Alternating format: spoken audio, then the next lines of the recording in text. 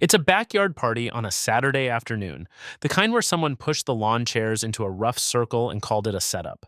She's already reorganizing everything when you arrive. Moving chairs, relocating the coolers out of the sun, walking over to the DJ because his speaker is aimed at a fence instead of the crowd. Nobody hired her to do any of this. Nobody needed to. The whole yard adjusts around her, like she was always in charge of it, and you watch from the gate not knowing why you can't look anywhere else. Then she notices you, turning like finding you is already on her list for the evening. You talk for 2 hours, forgetting your friend is somewhere at this party, forgetting to eat, forgetting what the night looked like before this conversation started. She's a dental hygienist who runs other people's events like she personally owns the venue. 3 months later, you're official. 6 months in, you can't locate the version of yourself that existed before her. And 1 year later, you're on one knee at her mother's house with the entire family watching. Her mother is already crying before you finish asking. Her father hasn't blinked once. And when she says yes, the whole yard erupts like the answer was never really in question. Here's what you didn't understand yet. You didn't just propose to her. You proposed to her mother, her 2 sisters, her 3 brothers, 4 aunts, 6 cousins, and one man named Tío Reinaldo, who nobody has ever fully explained but who will be present at every significant moment for the rest of your life. He exists, he shows up, he was always going to. She doesn't communicate the way you're used to. She sends voice notes, 4 minutes minimum, 3 per day, arriving at 11 at night, narrating her full day and then her opinion of your day and then her mother's perspective on a decision you made that her mother has no actual information about. Her mother has never met you yet, and this has not slowed her mother down at all. You have never once sent back a response she considered sufficient. She doesn't text, she testifies. She also never drops a topic. You think a conversation is finished, and 4 days later, an article arrives at 7 in the morning that she found, saved, and sent because the conversation was never finished and was never going to be. She already knows what you're feeling before you've identified it yourself, telling you what it is with the calm confidence of someone reading a weather report she personally wrote. She is right every single time, and you stop being surprised around month 4 and start finding it genuinely useful instead. The first Sunday dinner arrives, and you treat it like a casual invitation, which it is not. It is a permanent, recurring calendar event with no end date, enforced by a woman who is 4 feet 11, guilt trips fluently in 2 languages, and remembers every relevant event dating back to 1989. Missing one is not something that illness, weather, or a prior commitment will successfully excuse, and you will not be missing a Sunday. The table seats 8 people comfortably and 14 sit down without anyone finding this remarkable. She appears behind you without making a sound, serving spoon already committed, and before you can react, another mountain of food lands on your plate while she tells you that you look thin.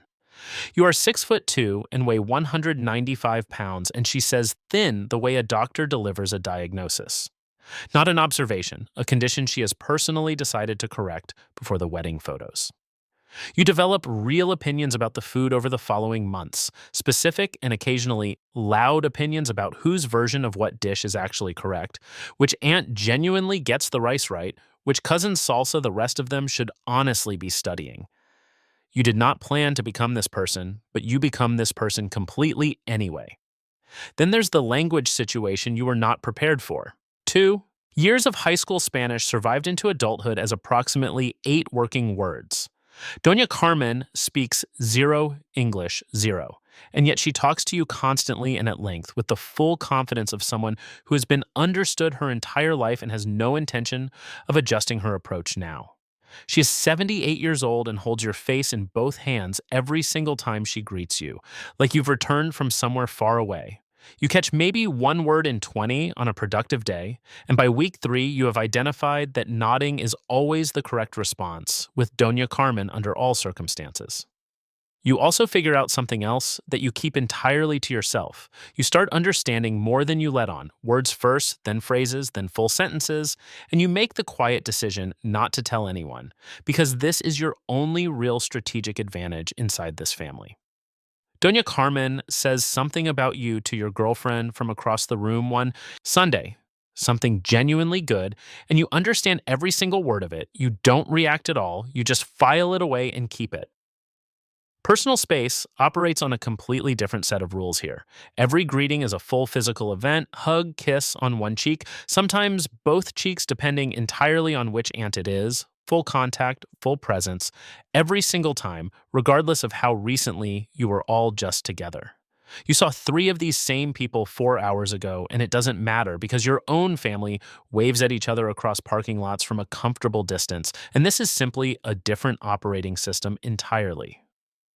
Marisol finds you at the second Sunday dinner and pulls you aside with the energy of someone who has been specifically briefed, asking where you see this relationship going while already knowing exactly where it's going, and ready to tell you things about your own situation that you haven't worked out yet. She is not gossiping. She is informing you as a professional courtesy, and she is always correct. When something is bothering her, she doesn't raise her voice. She goes quiet.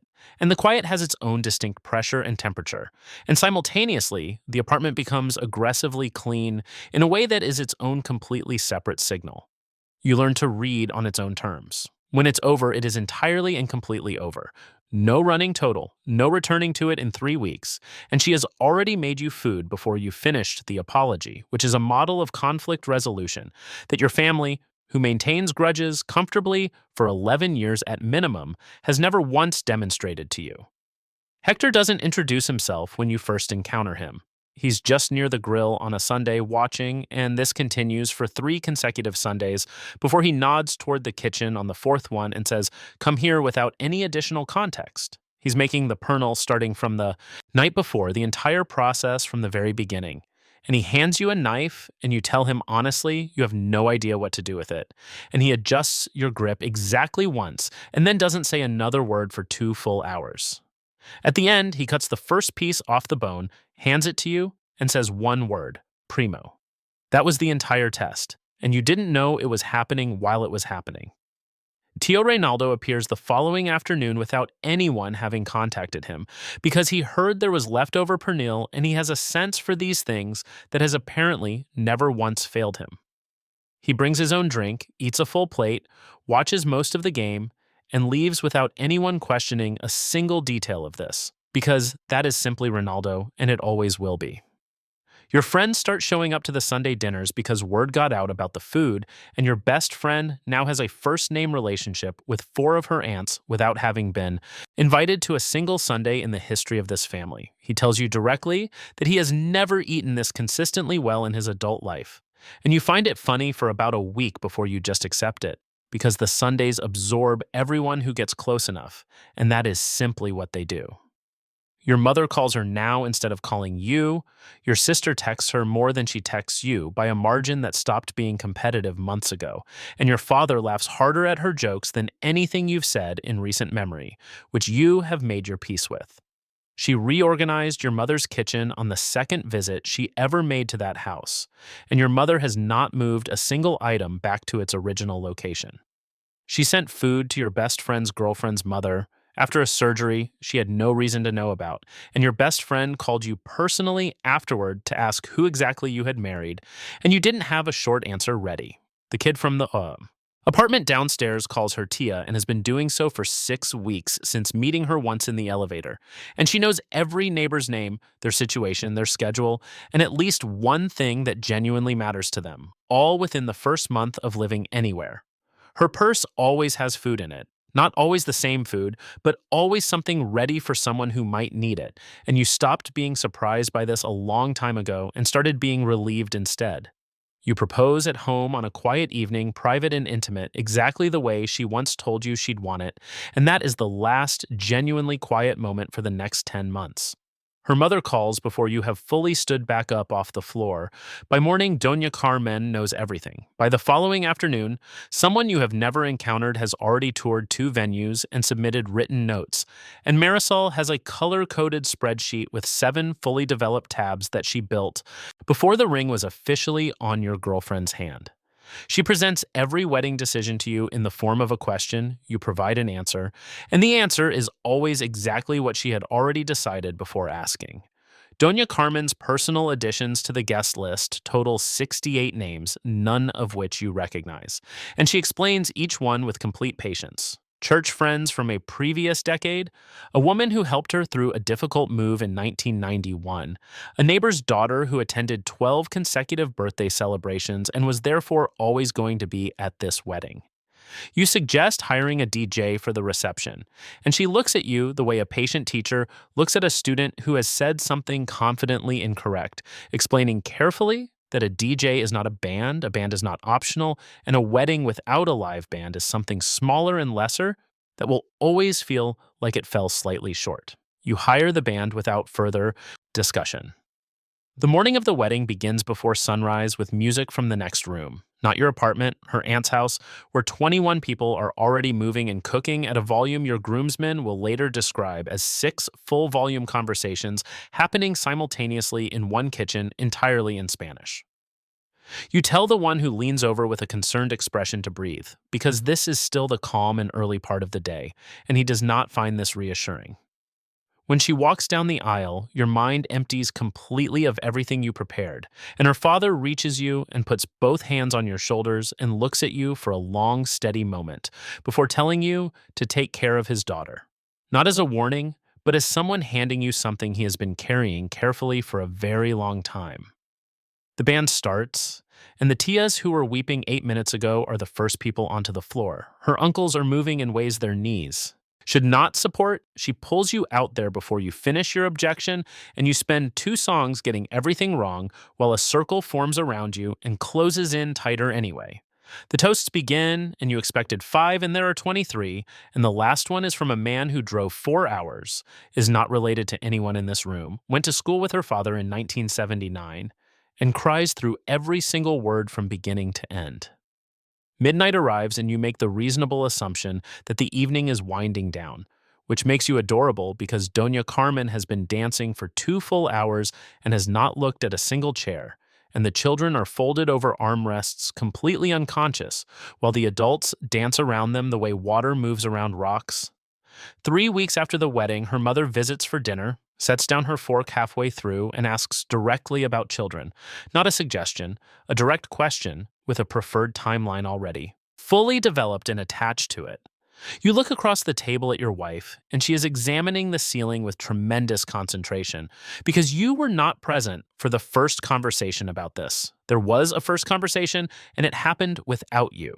The apartment is never completely empty anymore. You've stopped saying my house because it stopped being accurate, and somewhere in the past year, you acquired a specific chair that became yours without any discussion, that nobody ever sits in, that is simply understood by everyone who enters to be your place in the room. It's a Tuesday morning at 7 and the pot is already on, not for Sunday, not for any occasion, just because that is what Tuesday means in this life now. She's on a voice note to Marisol while she stirs, 4 minutes in and still going.